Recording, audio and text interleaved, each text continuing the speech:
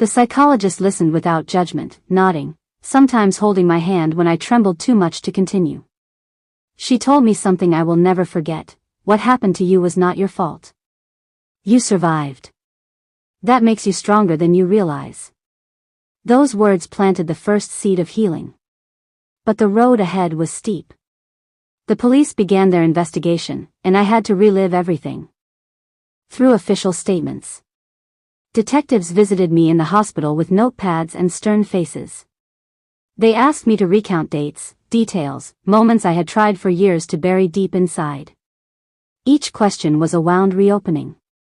Sometimes I screamed, sometimes I shook so violently they had to stop the interview. Yet I forced myself to continue, because I wanted the truth recorded. Court proceedings followed soon after. He denied everything with the same coldness he had shown me at home.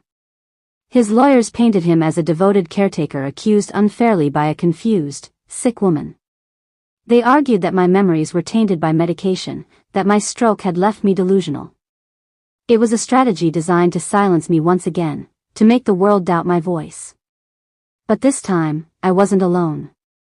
The medical reports, the psychologist's testimony, and above all, the neighbor who had burst into my home and seen me in that moment of desperation, these became my shield.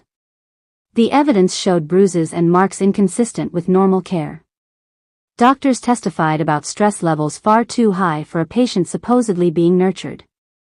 The neighbor described the screams she had heard, the sight of me drenched in sweat, the marks on my neck.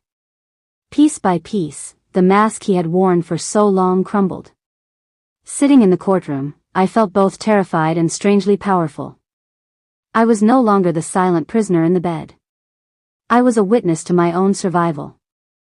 My voice, though still shaky and slow from the stroke, carried the weight of truth. Each time I answered the prosecutor's questions, I reminded myself, I am not the one on trial. He is. The verdict came months later. Guilty. The word echoed in my ears like music I never thought I would hear. He was sentenced to years in prison, and though no punishment could erase what I had endured, it meant he could no longer control me. Yet freedom was not simple. After the trial, I returned to an empty house. The silence that once suffocated me now felt overwhelming in another way. Without his presence, I realized how much of my life had been consumed by fear. I had forgotten how to live without looking over my shoulder. The house was full of memories, each corner reminding me of a moment of horror. Sometimes at night,